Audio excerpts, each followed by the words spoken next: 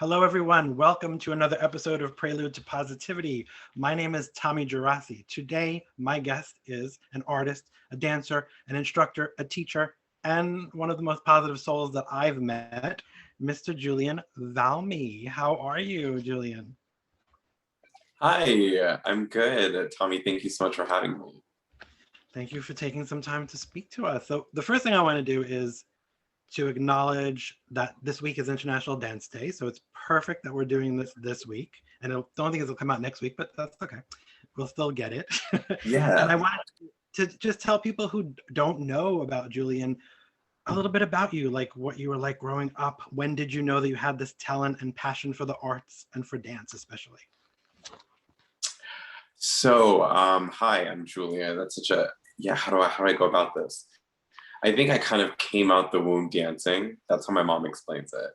I was always moving around when I was a kid, and the earliest memory that I have of like actually knowing that I was dancing, because when you're a kid, you're constantly moving. Um, the first time being conscious of it was my aunt, my great aunt Ted, my mom's aunt, was over, and I think it was someone's birthday party or something. But I was in the living room with my mom and my aunt, my great aunt, and some other cousins. And my great aunt was watching me dance, and she was like, "Look at him do that funny dance." She said something else that wasn't very PC, something I can't say anymore. But she was like, "Look at," so we'll paraphrase as funny. She goes, "Look at that funny little dance he's doing." And I remember that at the time, me calling out for my other aunt.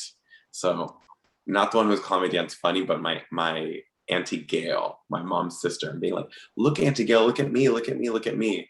And so I just remember at that moment myself like kind of like showing my family that I could dance, and at the same time like my family watching me. And and that's just something I've always had since I was a kid. And when I was 8 years old, they actually decided to put me in a class. They decided to actually like have me learn how to dance as opposed to just doing my thing.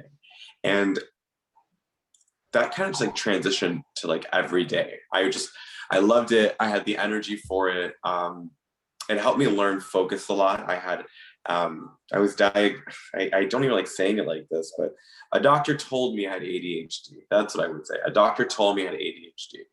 And so because of that, I do have some areas of growth in focusing and streamlining things. And dance helped me understand that like the methodical approach to learning in general, right? So from like step A to Z, as opposed to like jumping around. And I went to magnet school for middle and high school. And then it just kept on taking me through like life in such a way. And I just decided to pursue dance. And then as I got older, I started to realize the like what other skills I had to offer outside of dance, and more so in terms of performance, like what I offer as a performer. Because I wouldn't say I'm the best technical dancer. I wouldn't say I'm somebody who was like born with like the like how some dancers born with like that facility, or that just that ideal dancer, I don't know, brain body. Like I don't know. For me, there were so many things that I think I had to work on as a dancer, not just physically, but like mentally, that that I realized that I was more of a performer, but dance helped me understand a craft and a way to put that performer's energy into something, as opposed to just running around my classroom as I was doing before dance. There was a lot of walking around my classroom when my teacher wasn't when my teacher was expecting us to sit, and little Julian's like walking around. So that helped me like kind of just understand the ways of things. Do you think that the diagnosis they gave you could have just been all the pent up creativity that you had? Because creativity, and we do tend to be creative people, tend to be a little bit distracted all the time. Oh, for sure, for sure. I still get to. I mean, I still have it now. The urge to drift is what I would say, and it's something where it goes off of association, right? So I see something and that triggers something else, that triggers something else, And so what people don't see is like the connectivity, and that is creativity, right? So I think it goes hand in hand. It's viewed as like a lack of attention, but it's like, oh no, there's a lot of attention to detail. You're just not, you're not privy to the internal linkages that are happening. It makes sense. It always makes sense to us. Like starting projects makes sense to us. Like you start one, you don't finish, you go to the next one. But there was a reason why it happened that way. But no one else is gonna ever get it. Exactly. Which goes just back to like individuality, right? Yes. Yeah. And just a little backstory is that how I met Julien was that he's a 305 fitness instructor, and he does it for some place called COA, which is online community online academy. So during the pandemic, I started doing that. Also during the pandemic, I lost 30 pounds, which that dance class was part of the reason that I lost the 30 pounds. Oh my God, Tommy, congrats. I know you didn't know that because I never told you, but yes, that was part of my routine every week because I felt like I needed something for sure. Besides the in-home workout that I was doing, I needed something where every week I knew I was going to be held responsible to do it. So that helps. I do have to throw this out there to everybody because Tommy was like a very like enigmatic figure. So we had a lot of people who did like classes on with the camera on because everything was virtual via Zoom. And Tommy G was this elusive figure that no one could figure out who he was until one day he tagged me in a post and I was like, Tommy G? And so, and every week we would kind of egg him on like, Tommy G, come on the camera. So I want to say congratulations because no, I didn't know. Well, I was going through that. Plus I was thinking like, because I'm pretty known on Instagram and all that, I was like, I don't know if anybody on there is on here, so I don't know if I want them to see me dancing yet. So we'll see. So I have to get. Well, I'm so glad that you built it, like that you decided to build up to turning that camera on because it makes such a difference. Yeah, it definitely does. And so then, speaking of the dance part, what does dance and movement mean to you and mean for you? Because there's a lot of meaning behind what you do. I'm gonna have to pause for a second because I never really think, I think of what it means, but it's more internal, but it's, so I've never done one of these before, like an interview like this.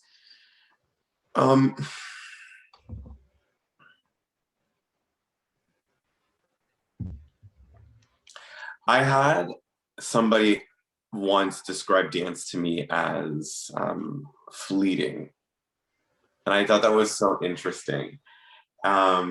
Because dance is so fleeting. If you look at it as an art form, it's so present and in the moment. Like it is so like we don't get that moment back. In plays, the script's written down, right? In the visual arts, there's things like where parts of that work can be recorded. I mean, you can videotape a dance and you can videotape, a performance, but it's not the same kind of like, it's not the same kind of way that like gives the body of work actual preservation. And when I say that, there's a background on that. Dance is one of the very few art forms that doesn't have the right to intellectual property. Mm-hmm. So like dancers, choreographers have a really hard time holding on to their work. So there's that also understanding of like dance being fleeting, that like in a metaphysical sense, and then even just like a literal sense, it is something that's very hard to hold on to. And there's a preciousness in that for me, knowing that dance is something that's very present and very in the moment. A dancer's spirit, and I think that's one of the biggest things to talk about, like spirit in dance is something that I hold so dear to my heart, because I've seen a lot of dancers and a lot of people be transformed and like transported outside of themselves in a moment because they're able to connect to the movement, to their body. And this does not mean like, and this doesn't mean the one singular type of dancer body. I mean, like when somebody I had this one student, for example, who I was teaching when I was in college, which was a very like important part of my life because I was teaching as I was a student. So I was like able to take information, transfer it onto them, learn from them my own lessons, because I was, you know, the one giving them the information. I kind of knew then and there, like whatever I give them and whatever I get back is essentially the knowledge base that I have, right? So this one student, she had not the most typical body type. I mean, she had a hard time with flexibility, so her elbow wouldn't straighten all the way. Her hamstrings were extremely short, so her knees wouldn't straighten. She didn't have the best feet either. And I feel any other teacher, you look at a student like that, and that student's automatically gonna get written off. But going back to the spirit, I had like witness, and that's what it is. So many moments of her just being so present in her body that there was no rhyme or reason that she couldn't do anything else that like the other students could do. And she made that sure of herself. She understood her own, I don't want to say limitations, but her own boundaries in terms of movement. She understood. And I knew I never had to repeat anything back to her. Like I never felt that I had to talk about her facility in order for her to learn. And I think that's what dance means to me is it, you know, a lot of teachers have perpetuated this really toxic belief of having one type of body, and they're forgetting about the spirit, and they're forgetting about like what the spirit can do and how it can push past boundaries or find really creative ways of making things work. Because when I say that my student was on stage with other girls who were like, her legs were up to here and doing all these different things, and homegirl was holding her own and making everything work, I mean, it's absolutely amazing. So for me, that's what dance movement represents, is this unbreakable bond between body and spirit. Ooh, Tom, you brought it out. That is beautiful. I tell you. It's a little similar to the choreographer Benji Schwimmer is a friend of mine, and I asked him that, and he said similar things to that too. So that's good. Oh, I love Benji. He was great. He was on when I actually watched So You Think You Can Dance. So I'm actually working with him because he's choreographing and starring in the video that I'm producing for my friend David Hernandez, who was on American Idol. So they're actually doing that next week. So yeah, that's gonna be. And that is so cool. It's a small little world. It was funny because David hired him, and then he called me and he's like, "Oh, so I got my choreographer," and he told me, and I was like, "I know Benji," and he's like, "You know Benji?" I was like, "Of course I know Benji." Like, what the hell? So I was like, "This is great," because I'm even more happy to contribute to the project because the both of you. Yeah. It's a little small world. It is a small world. Wow. So how do you remain positive and grounded in challenging and uncertain times like we've had in the past year? Well, one, I'm going to say thank goodness for friends. Thank goodness for like, yeah, the supportive community. Yeah. How do I stay grounded and stay positive? I was privileged especially this past year. I lived with a friend, as you know, I lived with, you were taking class when Sam was? Yes, when you were in New York. Right, when we were in New York. Okay, so I had a built-in like friend when New York shut down. So I was afforded this support system that a lot of people may not have been afforded. I know a lot of my friends weren't either. And so I knew that keeping connected to the people close to me was one of the biggest things I know I could do. But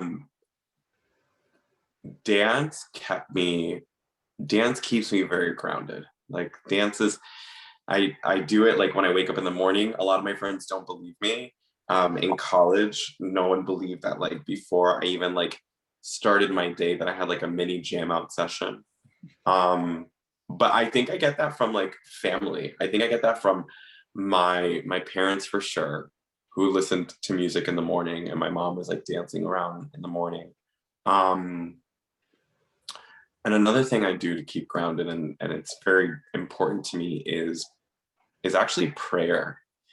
Over the past few years, I've like found my own way of speaking to, however you want to see it. You can say God, or you can say the deepest part of myself that is attached to like what I know is connected to unseeable forces, right? So like, and prayer to me isn't, it's not, doesn't have to be the prescribed Our Father who art in heaven, right? If that's your jam, that's your jam. I personalize my prayers, you know? And sometimes it's like really simple. I'm from like from the Ian Levanzant school of things, because she was like, I think very important in helping me understand like what a prayer is. And she like, sometimes it's just as simple as thank you. I remember recently I was going through a very like stressful, pressing moment in my life. There was just a lot of things happening at one time, and like nothing seemed grounded. Everything was up in the air, like from like my living situation to like just transitioning back to Miami from New York, and on top of other things. And I just remember having a moment in my car, listening to Ariana Grande, and I was like, I let myself cry, because I was like, just cry, because you're clearly so stressed, your body needs to let go of something. And in that moment, I was just saying thank you to myself, and like thank you to like whatever's already worked out ahead of this moment, because I've done the stressing thing and the anxiety thing, and I've done the Chicken Little complex, right? Like the sky is falling, the sky is falling, and I think we all have. And I have some friends who like, man, they would talk about what they pray for. And I mean, like, I'm not going to say pray and everything works out. That's not the case at all. But the amount of fortitude it can provide for somebody, and the amount of consolation, and that way you're able to be grateful and present in the moment, so you can share that with other people. Because I noticed that people who had such a close connection to their own spirituality were the ones who I know in my life were the ones who provided the most love for people. So I was like, I think I should switch it up a little bit. And instead of looking around and seeing what's falling, what's not working, take a moment within and be like, hey, like, you have the goods. Yeah. Sometimes the pause actually reminds you too that you've been there before, and that it wasn't as bad as you thought it was, because we tend to do that, where this is the worst moment of my life, and then a year later we're doing that again. This is the worst moment of my life, but you said that last year. So yes. Well, I knew I couldn't say that after, like, no, one thing I will say, I mean, it's so true, like having that moment, because I've had I think living in New York, I've had more moments like that. So it was definitely one of those moments where I was like, I did have a flashback to New York. I was like, do you remember when you first moved to New York and you thought you were going to be homeless? And yeah. Mm-hmm. Yeah.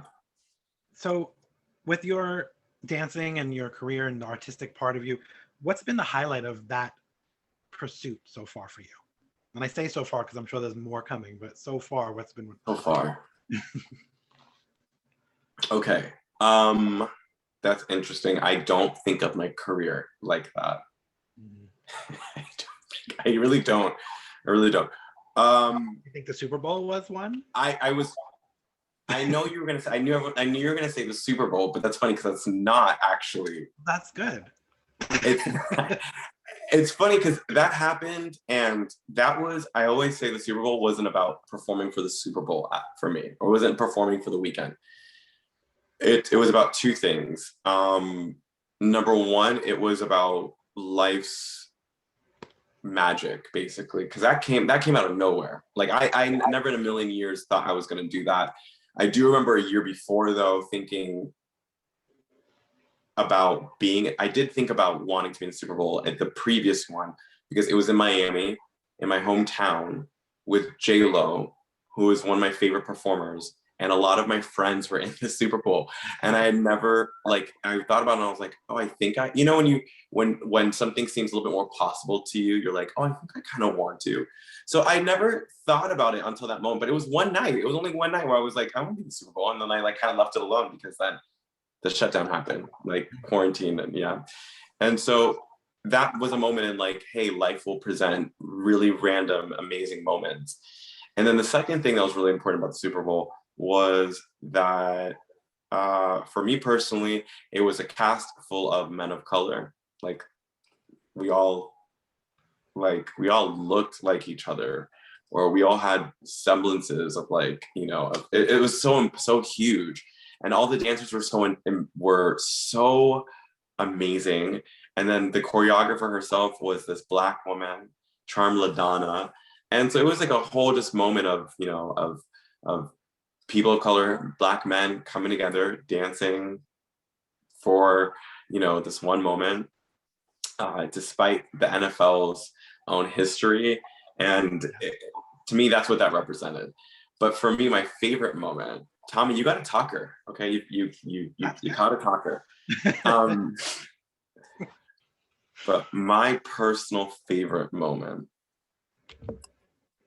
well, I love teaching. Like I always try and get away from it, but teaching is kind of like always, I would say, has to be my favorite thing, because there is nothing like helping somebody get it. Like there is nothing like seeing the lights go on in somebody's brain and they're like, oh. And the best part is, again, going back to those students who never thought that they'd have a chance, or are told, you know, that to me is like, I would say teaching is everything to me. I hope like I can always have a hand in it in some capacity. And actually, I will tell you about a moment that I have that always holds really close to my heart. It's not about teaching, but it is about kids. I did the Radio City Christmas Spectacular one year, and they always talk about Christmas Eve being such like a huge day at the theater because it's the night before Christmas, and we had this huge Santa number. And kids just get me. Like kids to me are like the most cool people on the planet, because they don't even know what cool is yet. They just know what they like, and they'll tell you what they like, you know, and like it's easy, unlike adults who are like human beings with like complexities. So so as the lights come up on the Santa number, you just hear, and like the Santa number, if no one's ever been to or if anyone on here has never been to Radio City, like I hadn't until I'd done the show. They thought it was so weird. They're like, you've never seen the Radio City Christmas Spectacular? And I was like, no, I grew up in Miami. The show never came down, and we didn't have money to go to New York on Christmas like that. That's not like, that wasn't my life. But anyways, so the lights come up and we're all wearing these Santa suits, and the entire audience gasps. And you just hear the tiniest, oh, Mom, Dad, Santa, bah, bah. And they're just chills going through my body, because that show is not an easy show to do. Physically, mentally, we spend months getting to it, and I was exhausted on that day, because like Christmas is actually the end of our season. We're getting ready to close out the show. And just that moment, I was like, this is what it was for. Like my knees are about to break, but this is what it was for. But it's worth it. I'll be in the hospital, but it's worth it. But it's worth it for you, kid. It's worth it. And then as a kind of like, it goes hand in hand with positivity, I think, most times, but how do you keep the mental health in check during all of the ups and downs and the uncertainties, and then this stupid year that we've had? Yes. Stupid this year that we had. And mental health. This has been, I think, for myself and a lot of people, the most challenging year for mental health. I actually just reached out to a friend for a little guidance, because I've realized that this is the time for me to upgrade my system. I'm a reader. Like I have never had the affordability to go to a therapist, so I had to do a lot of like my own therapizing. And I've actually been told by a few therapists and counselors that I'm actually pretty good at doing that. They normally will tell you not to do it. I know. Have you heard of therapy in New York, the bar? You've heard of therapy, yeah. Correct? Hell's Kitchen? Okay, so I was a server there. Okay. And at therapy one time, there was there were two men talking and I was like serving them. So one of them decided to divulge their conversation to me. I think he was like trying to flirt. And I was like, boy, I'm trying to make tips here, okay? So I had to listen because I'm trying to make these tips. And so then I gave my 2 cents, and I don't like to really give my 2 cents. I love it.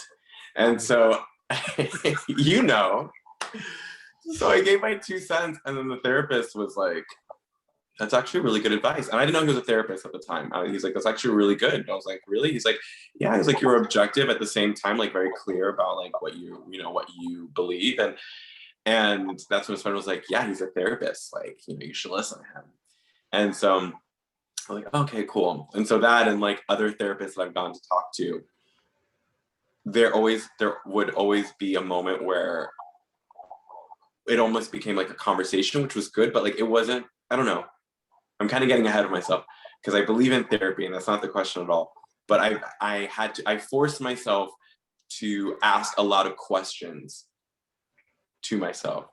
I also have a best friend who is a Leo, and if anyone knows anything about Leos, they're really good at like stating their opinions and their 2 cents. And I remember one time I was complaining about something, and she was like, well, you're complaining so much about it, but you're not doing anything about it. And then I'm like, I feel helpless. And she's like, you're not helpless. You just don't want to do anything about it. I was like, okay, well, bye. I'm not talking to you again. And then I called her back and I was like, okay, fine. So you're not wrong, but I still need help. Can you help me find books? Like, because this was more on financial matters and stuff. And so I think in college, that's where I really started popping off on what I call self-interest books. It started when I was a kid, actually. My mom had this book called ADHD in Teens, and I wanted to get off prescription medicine. And so I think that's where it actually started from, where I started realizing that if I could. And actually before that, I read Chicken Soup for the Soul when I was grounded one day. I was grounded for like a week. So yeah, so as I keep going back, I keep seeing how books were so instrumental. So I think that that's what it is. And I'm fortunate in the sense that I have like been able to do that. I still think there's a lot of work where I need to go and I need to talk to somebody. So actually recently I reached out to some people about a life coach or a career coach or somebody who can actually apply, who can give me something tactical and practical, because I think that that's like where I'm at right now.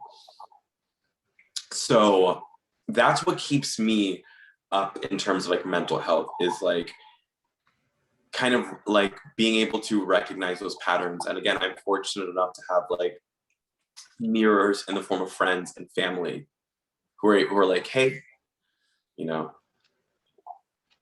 that hey was like a hey ...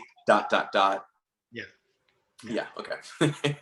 I get that. Yeah, that's good. I mean, I even did. I have a friend who's a spiritual life coach. So last year I reached out to him because I was thinking, like, I can't do this by myself. It's not going to work. I need accountability. I need redirection a little bit. I need a little bit of a perk up. So yeah, we did that, and that went really well. To the point now where I'm doing it for other people. So it's kind of cool. I can totally see you doing that. That's amazing. Yeah, I do. I joined Clubhouse. I don't know if you heard of Clubhouse. So I'm on there every day now. Give me an invite. Somebody give me an invite. I will. Absolutely. Send me your number and I will invite you today. I was actually going to ask you because I think you'll be good on there. So yeah, so I've been doing that. Can you let everybody know where they can find you to keep up with you if they want to learn more about you and what you have going on and maybe dance classes that you're giving? Yeah, I'm on Instagram at Julien Valme. So it's Julien, my name, Julien, Valme, Valme. And that's like primarily like where I'm at on Instagram. I have right now I'm just doing the COA class on Thursdays as an online course, because being a full-time teacher and other things, other responsibilities, I'm like, I want to make sure that I can really give them the attention they deserve. But during the summertime, that will be changing because I'll have more time.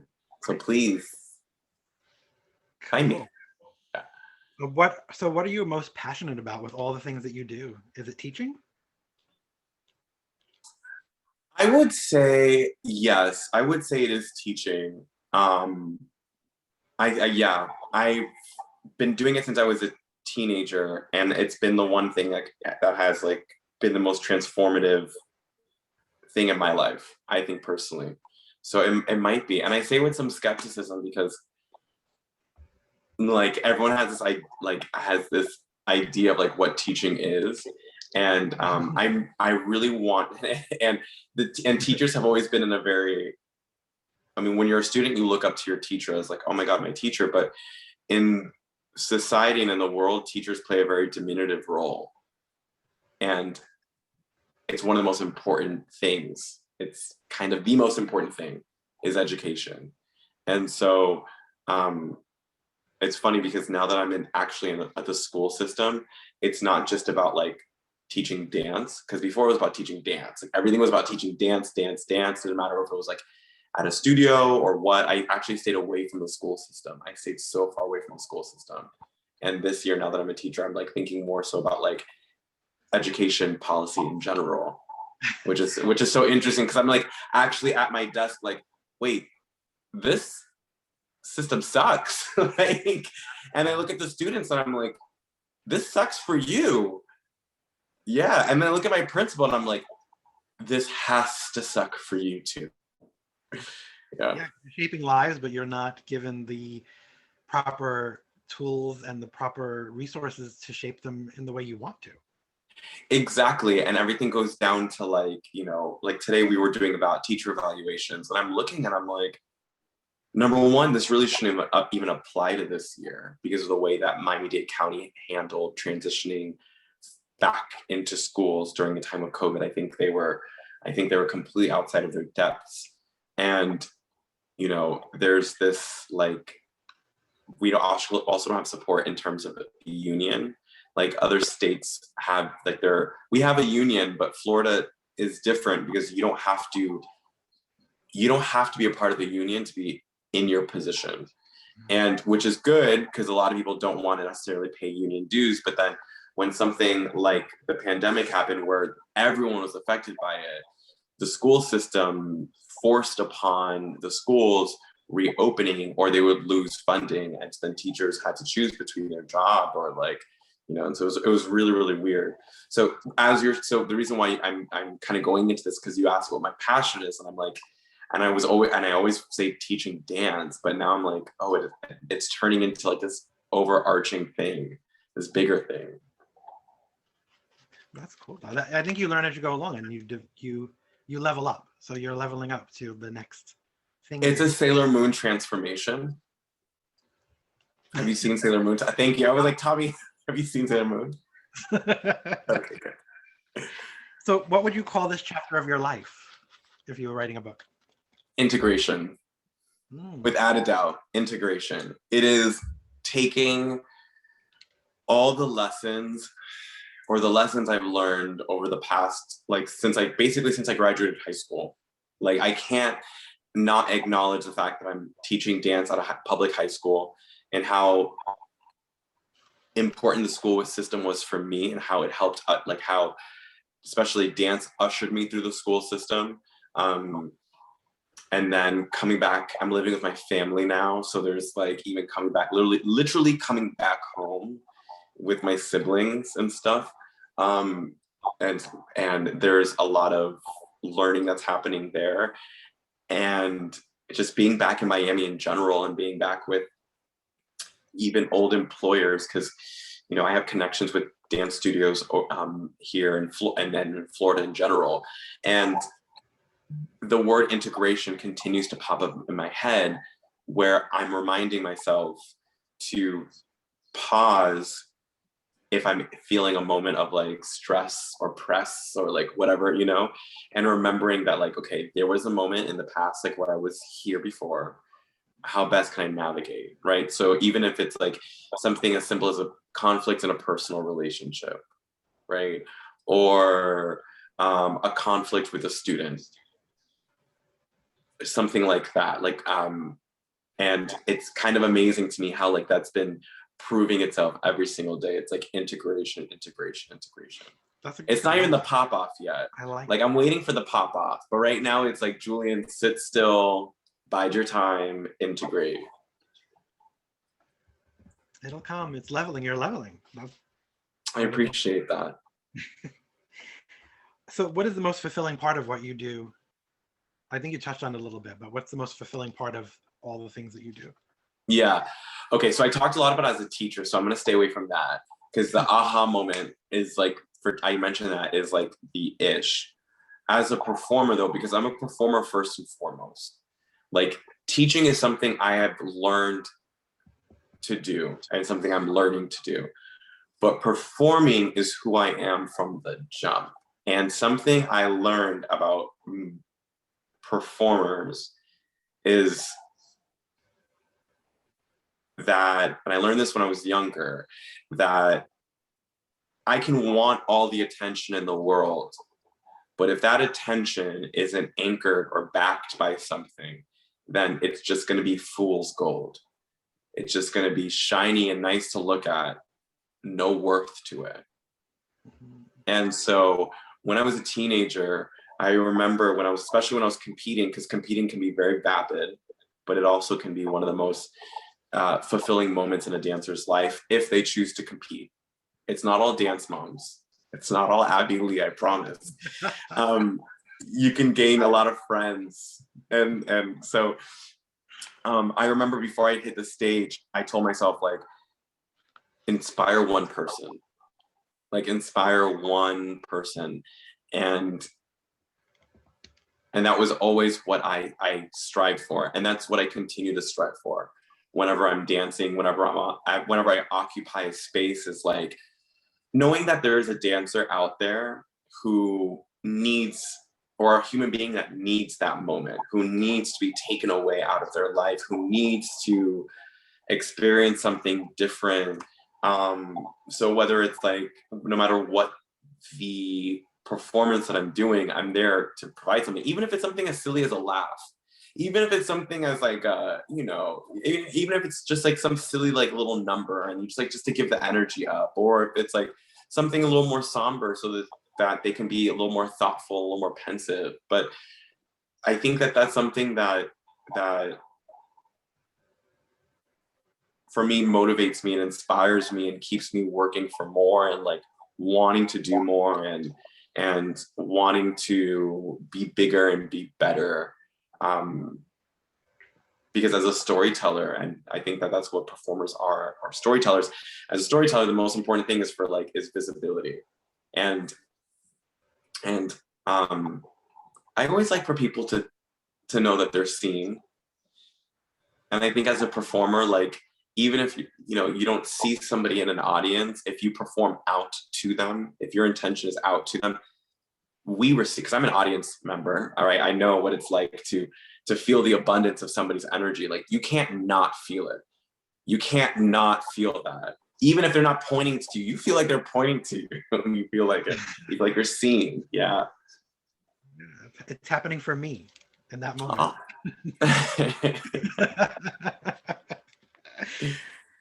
So it's all for you, Tommy. Well, yeah, it should be. Naturally. So specifically in this past year, that's been such a what show. What have you learned about yourself, especially when we had that time where we weren't around a lot of people? Yeah. I don't have very good boundaries set up for myself. Ooh, that's a big one. It was a huge one.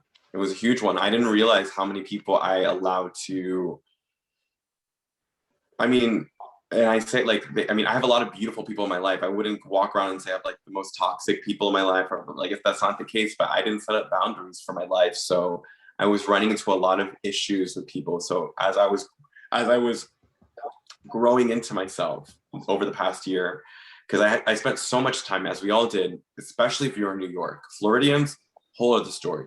But if you were in New York, or if you were It's been hell. It really was, though. Like, we were in our apartment, and there was no reason for me to even go into my stairwell. Like, it was it was my room or my living room with Sam when we were teaching our class, and my stoop, and a little like walking pathway that we had carved out for ourselves, because we knew that like we could keep our mental sanity and at the same time grab a cute cocktail. Um, so that was at Boundaries. Yeah. Cool. That's funny because I do rooms on Clubhouse now because I've been on there so long that I've been good at it. And I ran a room last week on boundaries, and I thought, oh, a couple of people are going to show up. It'll be like a half hour. It was 2 hours. There were so many people. And I just wanted to talk about boundaries, and I was like, this is a big topic. People really have. Oh, I love that. Yeah, people have trouble setting, and then also there's the whole energy boundaries thing. So that's another thing where like you have to protect your energy. And yeah. What's your sign? Sagittarius.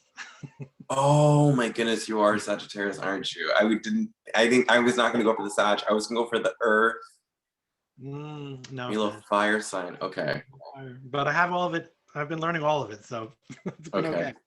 No, but that's a huge thing for Sagittarius is also, I can't tell you how many of my Sagittarius friends complain about needing less human interaction. And those are the words. Less, and it's not, I don't want to talk to anybody. It's not, F off. It's, I could do with less human interaction at the moment. So energy, and I think of energy preservation because that's what that is. Because when you're around people, energy is being spent and being passed through you. So after you've been around a lot of people for like a weekend, when I do conventions with celebrities, I'm around a lot of people when I'm handling them. And when I go home, I'm just like, I need 2 days or at least 1 day where I'm alone because I just need to ground myself back into that energy where it's not everybody else's. Yes. Yeah. So in that past year that we all were locked up a little bit, what do you hope that we all learned during this time that we can keep with us going forward and we don't soon forget? How connected we are, like how easy it is, like, and how vulnerable we are, and how brittle we are. Like that to me was like ringing so true throughout this entire year. Was like, my God, like this showed us how the world is not so big, how something really tiny can like come in and change everything. And I mean, change everything is obviously putting it lightly. But I hope we learn a bit more humility. And I say that for myself personally, because there have been so many moments, and even this week, where I'm getting caught up in my personal life. And then I think about, literally just at night, I think about how somebody else doesn't get the affordability to complain about what I'm complaining about. And then I'm like, yeah, and I think that to me is like, was something that I had a hard time getting over during the beginning of like this year, was like understanding my own. And I think that's why I know that's why I had a lot of anxiety, was because for me it was a huge crash to my ego. It was a huge crash to like the world that I'd built up and to the person who I thought I was.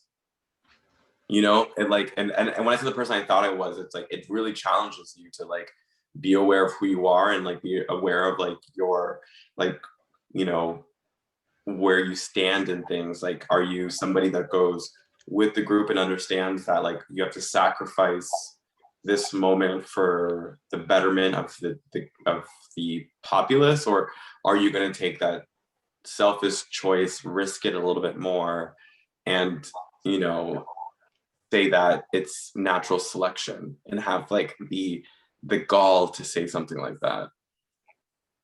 Yeah. What is one thing that you absolutely cannot live without?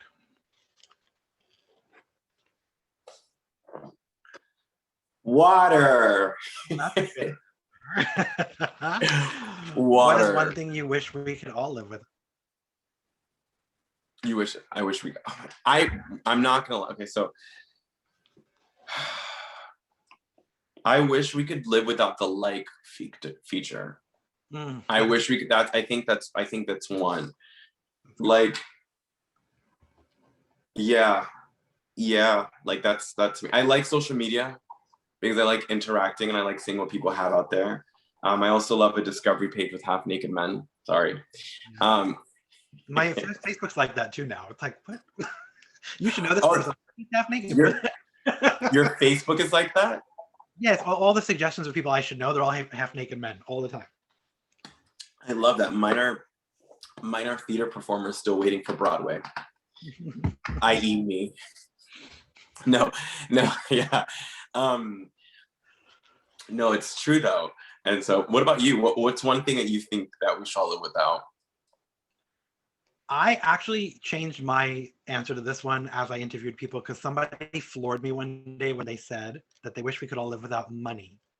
Because if we didn't have to work for money and we didn't have to earn money to survive, life would be so much better. And I was like, that's kind of true.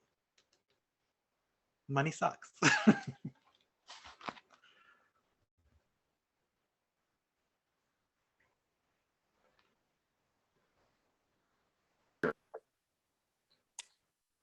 Can you hear me?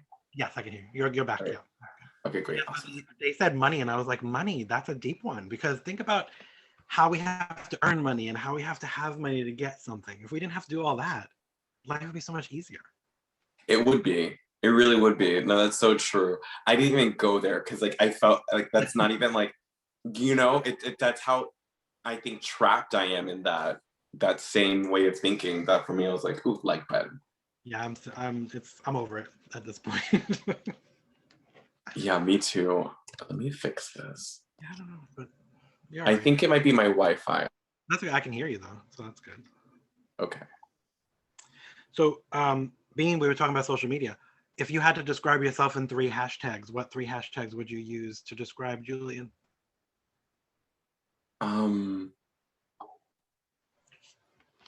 Okay. 3 hashtags. Hashtag Black Boy Joy.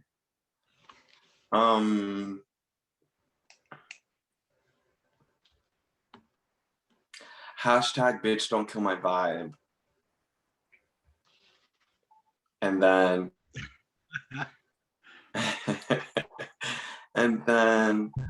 hashtag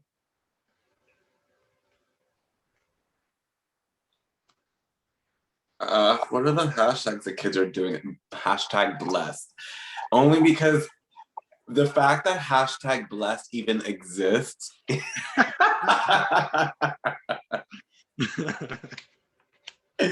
Yes. In this day and age, right?